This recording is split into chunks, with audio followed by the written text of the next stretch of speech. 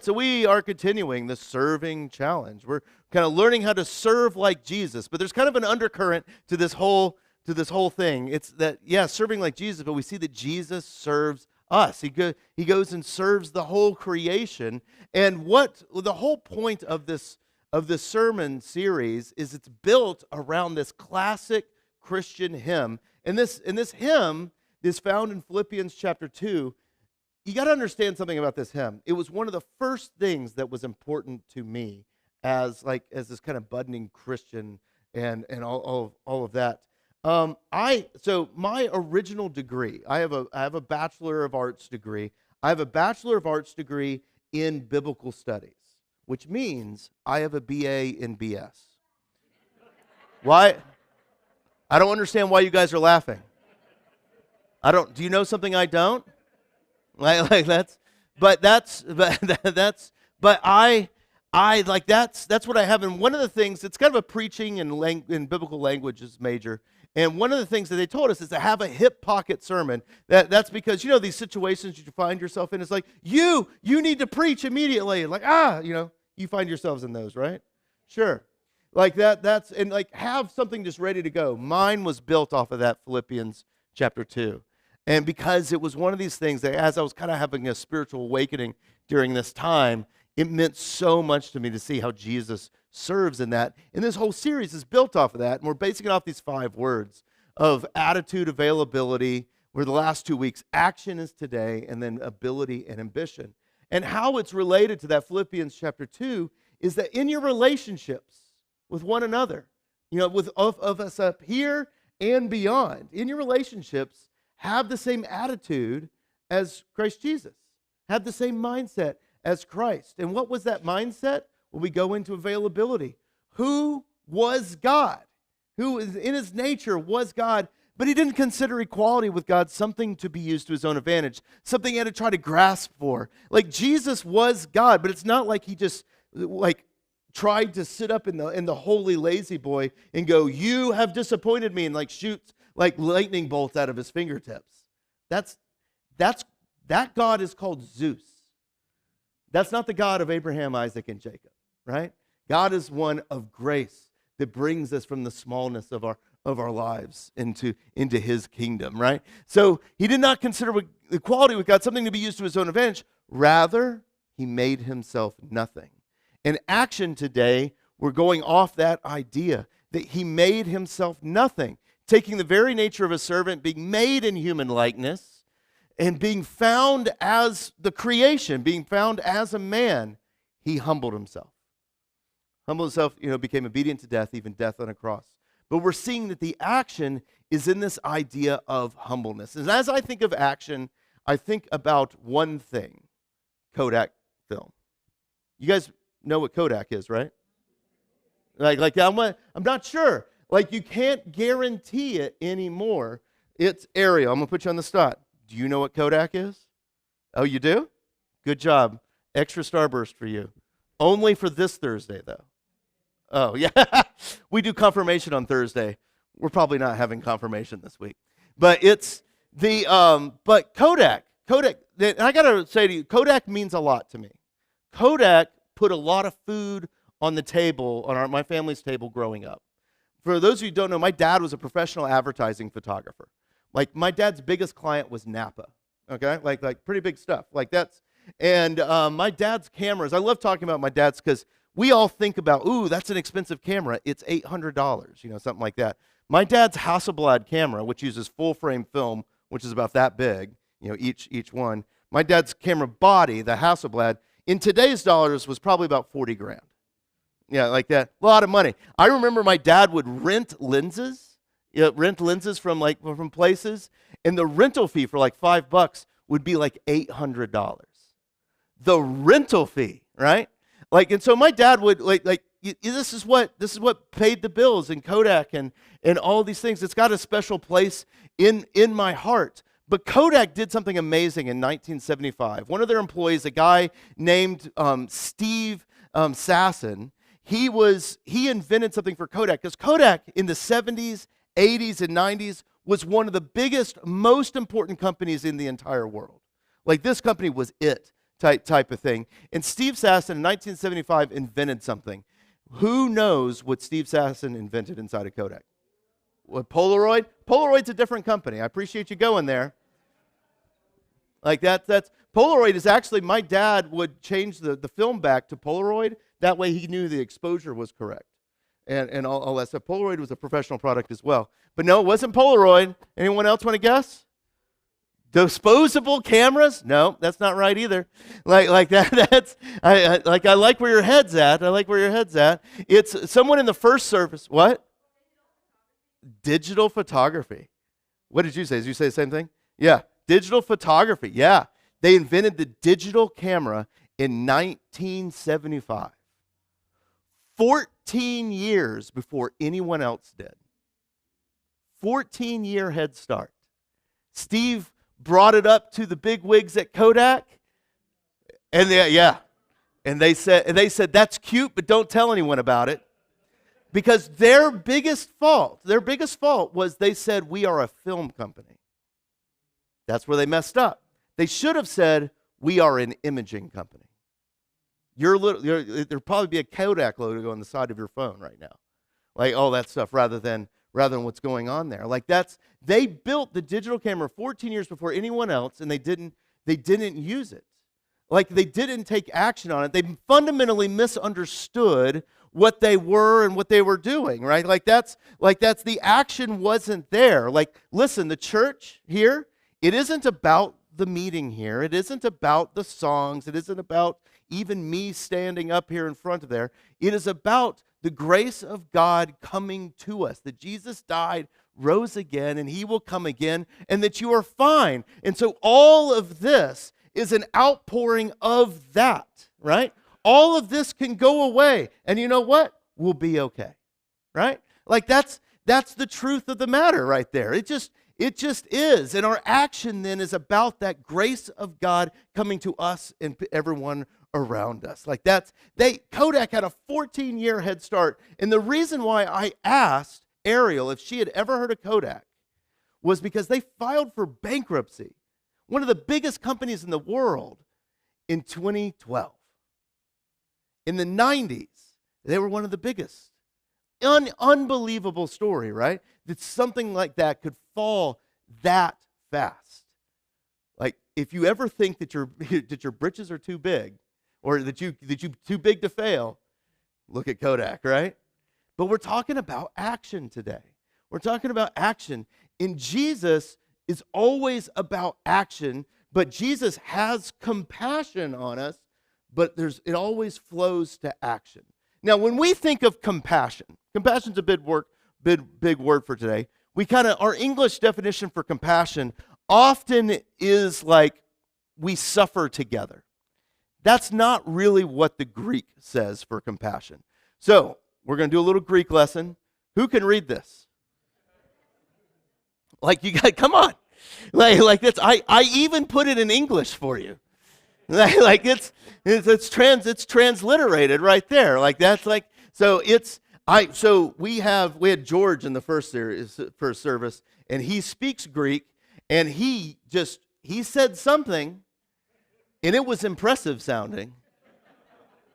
And I just can't do it. I even have it like phonetically on my back wall, but I'm really not a good person. So it's like splagidzomai, something like that. That's not what George said, by the way. That's like someone from Georgia that's trying to say Greek, like splagidzomai, like over there. And what it means is, when we're talking about like the seat of our emotions, when we feel compassion on someone else, like we see all the devastation from storms, it's like it's heart-wrenching, like it all centers around our heart. Well, in the Bible, it didn't center around our heart. It centered around this word that they call compassion. And where was the seat of the emotions back then? Does anyone know? Oh, in the stomach. Who said that? You did a good, Blythe, yeah. Oh, and Kevin over there too? Good job. Both sides, holding it in. It's the stomach, right?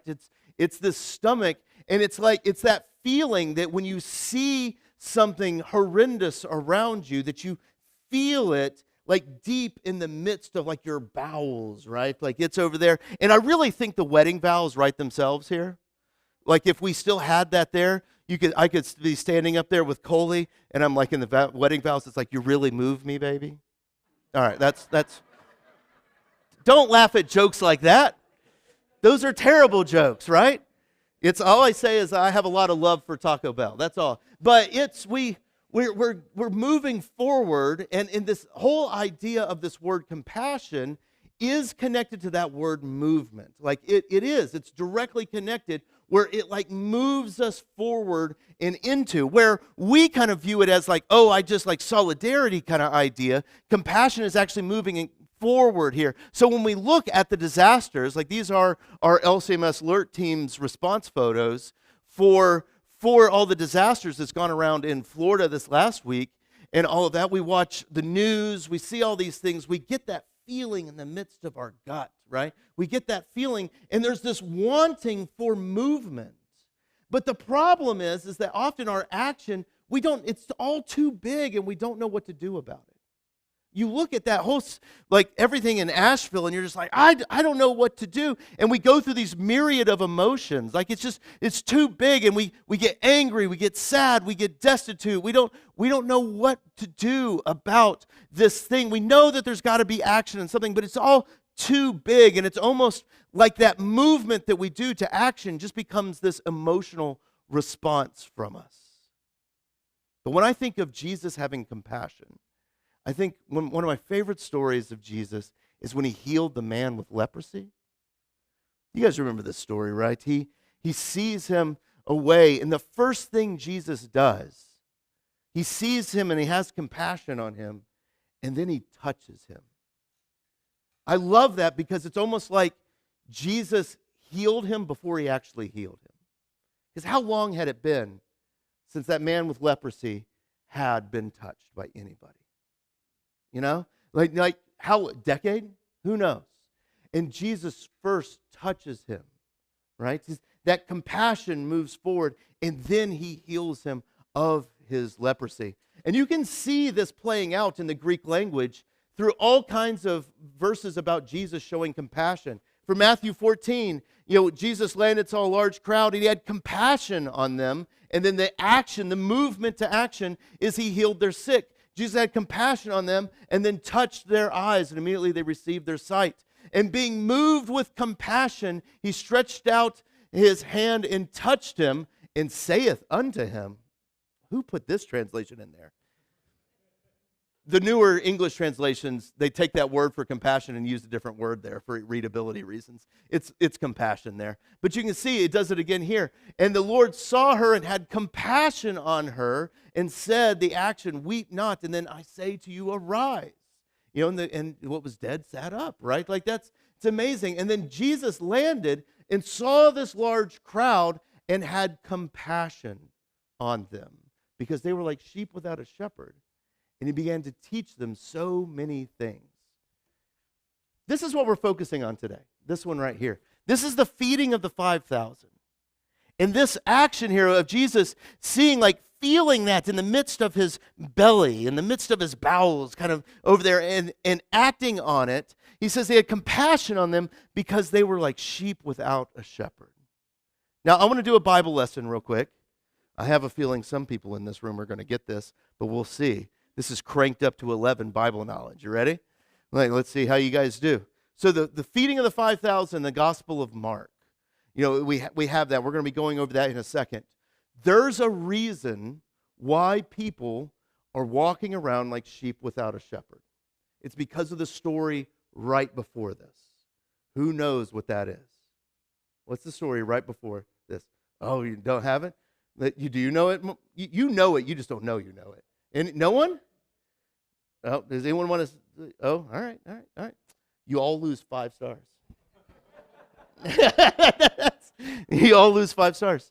It's the beheading of John the Baptist. It's the beheading of John the Baptist.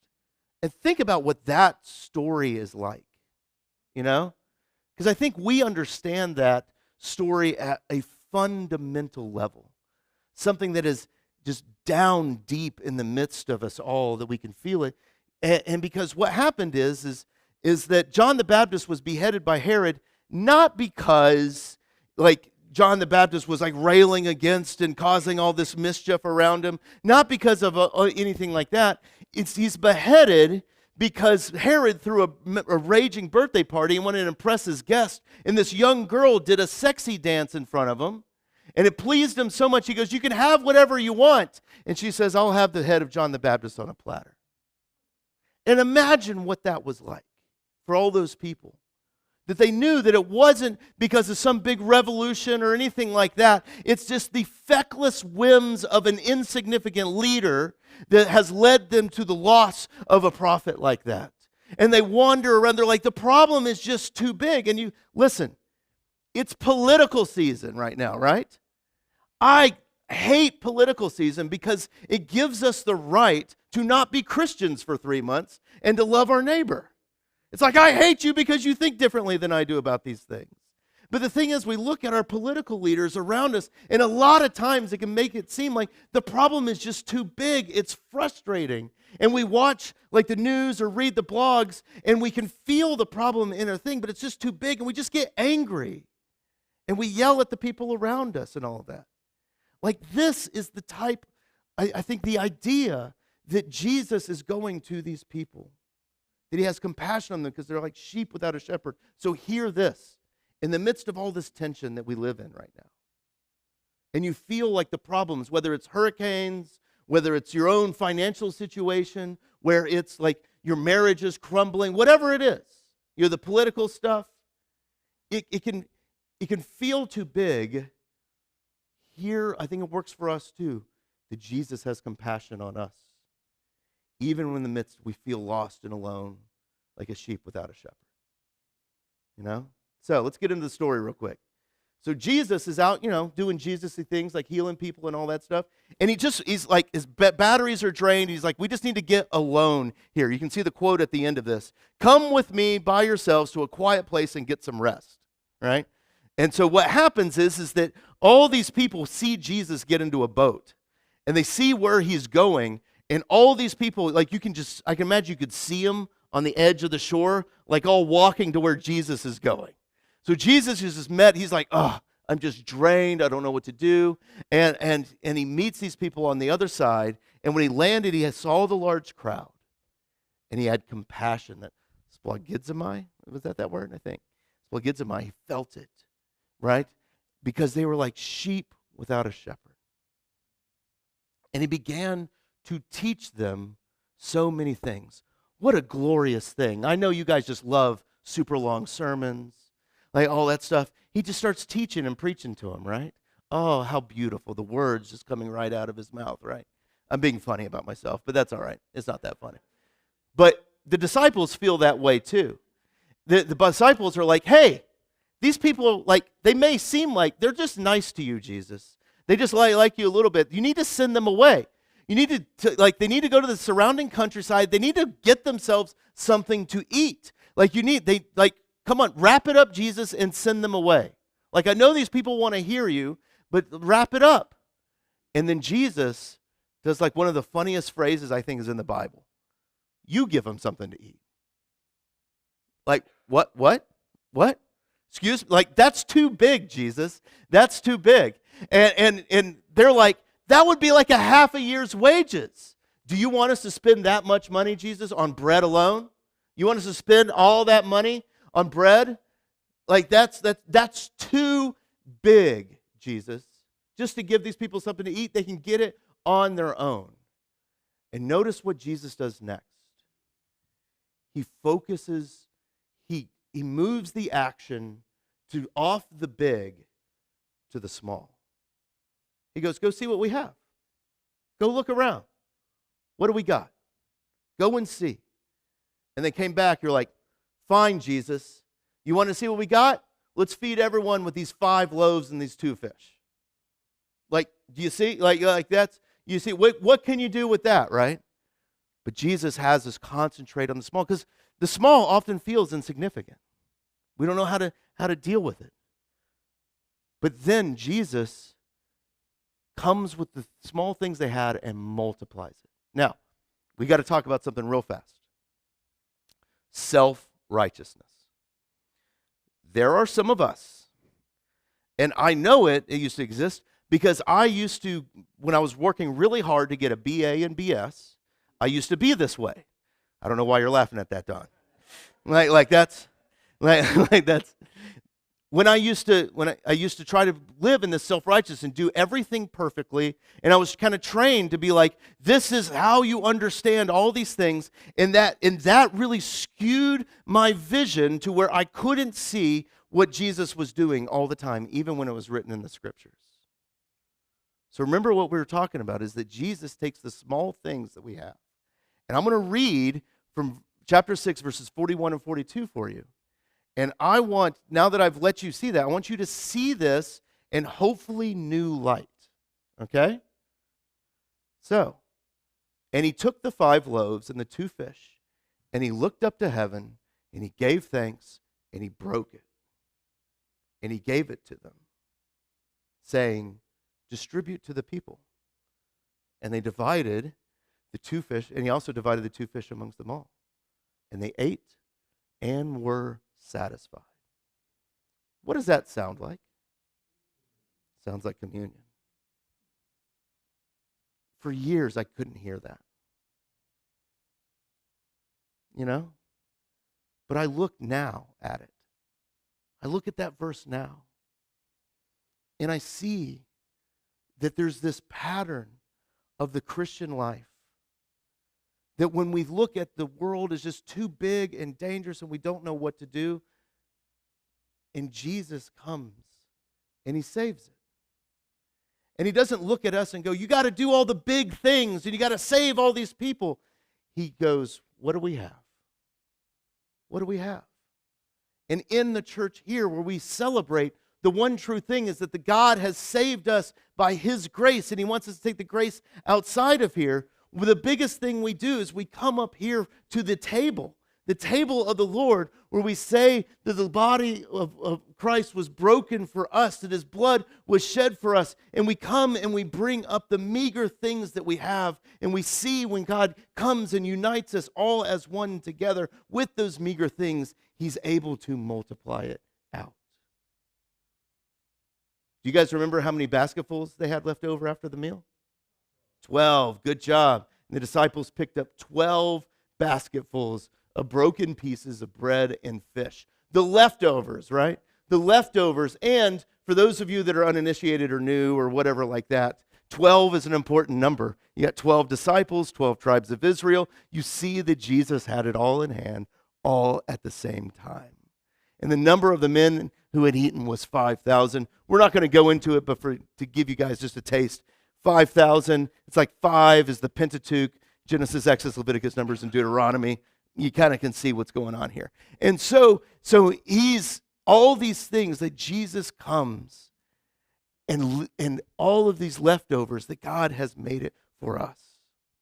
So often we look at the world and the bigness of it, whether it's through the tragedies, whether it's our political stuff, where it's over there, and we're like, I just need to try to save it. And we get angry and burned out and frustrated at all of this stuff. And we're trying to save it. But Jesus already has. Jesus already has. And when we think it's all just too big, God is reminding us, remember the 5 loaves and the 2 fish. Remember those meager things that we have brought. And then he multiplies it, the action. And I can say this as I end here. I can say this with certain definitiveness as being a pastor for what? Got to do math real fast. 13 years now? I've seen this multiple times. That I think when we gather our meagerness of this 5 loaves and two fish and do the action of loving and serving just with that small thing around us, if you don't hear the connotation of humbleness, serving and humbleness all around, that's what we're talking about. I think when we connect all those things, there's humble service in the small way around us, I think one day we'll all look back. And we'll look back and we'll see that there were 12 basketfuls left over. And I think that's good news. And we'll end right there. Let's say a prayer. God, we thank you that you are here for us, that you serve us. The Lord, that in your action, that you save us all. The Lord, that in the pattern of your life, we can take the meagerness of the things that we're given and serve others around us. And Lord, you multiply it to where it is overwhelming. Lord, calm us down and to take on your burden, which is light. Thank you, Jesus. Amen. And we'll sing our next song together.